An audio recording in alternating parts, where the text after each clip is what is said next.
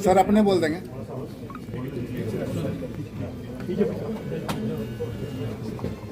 साथियों, आप सबने देखा और आज के ऐतिहासिक दिन के गवाही बने।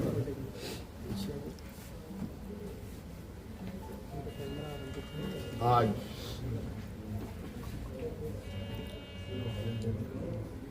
भव्य शपथ ग्रहण के बाद नई सरकार गठन के मार्ग प्रशस्त हुए हैं। उसके पश्चात आज हम लोग प्रोजेक्ट भवन में आए हैं और बहुत सारे बिंदुओं के साथ पदाधिकारियों को निर्देश भी दिया गया। उनमें से कुछ महत्वपूर्ण बिंदु हमारे सामने थी, जिसका हम लोगों ने निष्पादन किया। आप सब लोगों ने देखा और आप सब लोगों को मालूम है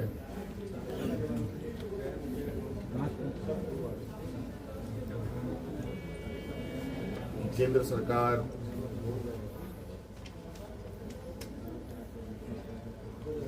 देश की रक्षा हेतु अग्निवीर जैसी कार्यक्रम को चला रही है।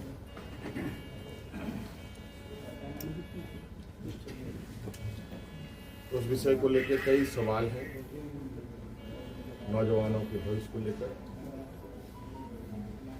और आपको मैं बताना चाहूंगा कि राज्य सरकार ने, हम लोगों ने पहले ही ये निर्णय लिया था कि झारखंड राज्य के जो भी नौजवान अग्निवीर में शामिल होंगे और किसी घटना में अगर उनकी मृत्यु होती है तो उनके पूरे परिवारों के साथ, परिवारजनों के साथ राज्य सरकार खड़ी रहेगी और राज्य पुलिस कर्मियों को जो राज्य की किसी घटना में मृत्यु होने पर जो सहायता सहयोग सरकार देती है, वही सहयोग अग्निवीर के परिजनों को भी दे होगा। आपको मालूम है कि अभी कुछ दिन पहले ही असम के सीमावर्ती क्षेत्र में उग्रवादी घटना में 21 या 22 तारीख का दिन है, जहां झारखंड का एक नौजवान चंदन क्यारी, बोकारो जिले का एक क्षेत्र है, वहाँ का एक नौजवान अर्जुन महतो जो वीर गति को प्राप्त हुआ, उनको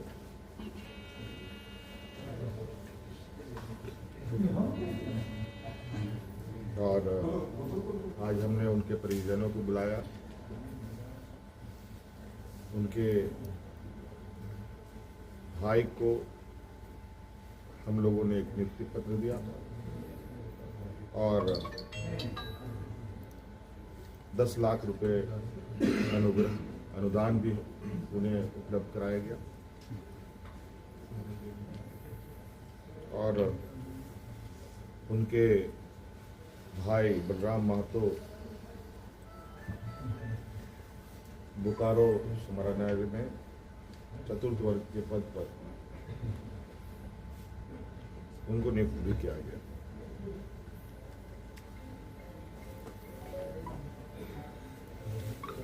लगभग मुझे लगता है इस घटना को हुए हफ्ता दिन हुआ होगा और हमारी कोशिश थी कि अविलंब उनको ये सहायता उपलब्ध कराया जाए, क्योंकि आप सबको मालूम है कि राज्य में आचार संहिता लागू था। सरकार गठन की प्रक्रिया चल रही थी और सरकार गठन होने के पहला कदम हम लोगों ने उस पीड़ित परिवार के साथ खड़ा होने का अपना संकल्प पूरा किया। इसके अलावा आज सभी विधायकों को 81 विधानसभा में जो चुने गए सदस्यों को शपथ ग्रहण हेतु प्रोटेम स्पीकर के रूप में प्रोफेसर स्टीफन मरांडी जी को चुना गया और ये भी निर्णय लिया गया कि आगामी 9 से 12 तारीख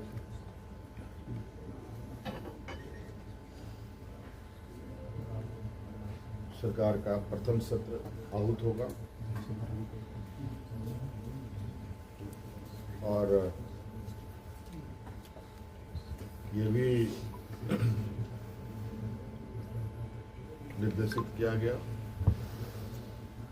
कि जो हमने निर्णय लिया था कि मैया सम्मान योजना के तहत दिसंबर माह से महिलाओं के खाते में 2,500 रुपये देने का, उसे भुगतान किया जाएगा प्रति माह। केंद्र सरकार में हमारा जो बकाया है 1,36,000 करोड़ रुपया,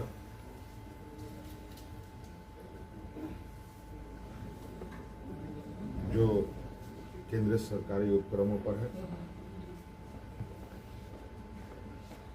उसकी वसूली के लिए कानूनी कार्रवाई प्रारंभ की जाएगी।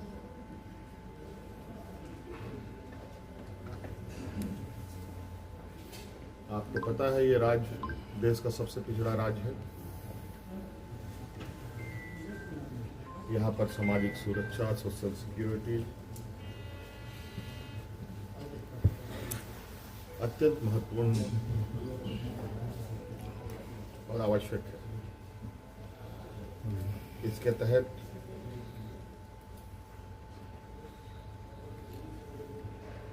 राज्य के गरीब गुरबा लोगों को उनकी आर्थिक स्वावलंबी कैसे बने और इसको लेकर सरकार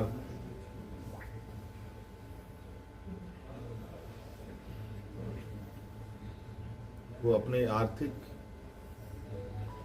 आय बढ़ाने की आवश्यकता होगी। इसके लिए नए स्रोत खोजे जाएंगे। खनन क्षेत्र में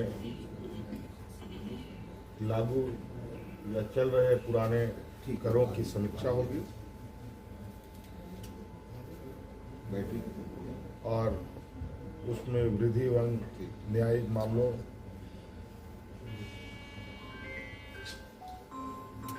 जो लंबित है उन सबको त्वरित गति से खत्म किया जाएगा।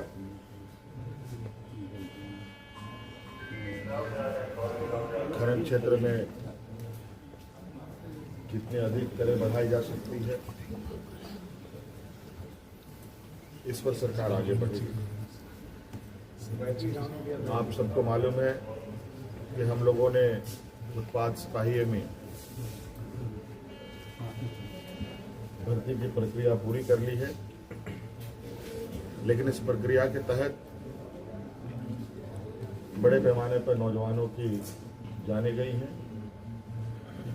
जो बहुत ही दुखद घटना के रूप में हमारे सामने आया है।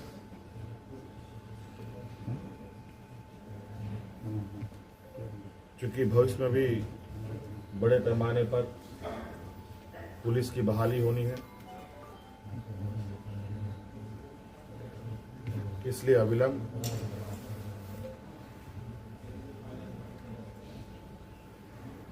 पिछले हुए नियुक्ति में जो घटना घटी है उसकी समीक्षा की जाएगी।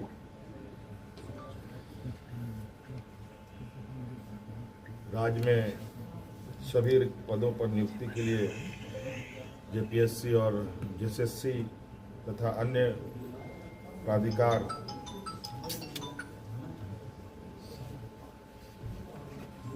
1 जनवरी 2025 के पूर्व परीक्षा कैलेंडर प्रकाशित किया जाएगा और जो लंबित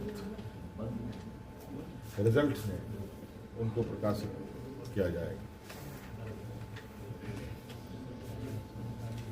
साथ साथ में ये भी निर्णय लिया गया, असम में जो वहाँ के चाय बागान में बरसों बरस से यहाँ के मूल वासियों को ले जाया जा करके जो वहाँ बसे हैं, जो विशेषकर जनजातीय समूह जो झारखंड मूल के हैं, उनकी दशा एवं उनके भविष्य में दिए जाने वाले सुविधा का अध्ययन के लिए सर्वदलीय प्रतिनिधिमंडल एवं पदाधिकारियों का दल असम जाकर जमीनी स्तर पर अध्ययन करेगी और सरकार को प्रतिवेदन सौंपेगी। ये कुछ महत्वपूर्ण बिंदु आपके हम समक्ष हमने रखा है। बाकी चीज़ें और भी है जो हम समय समय पर आप सब लोगों के समक्ष अवगत कराने का काम करें। ये फ्लोर टेस्ट जो है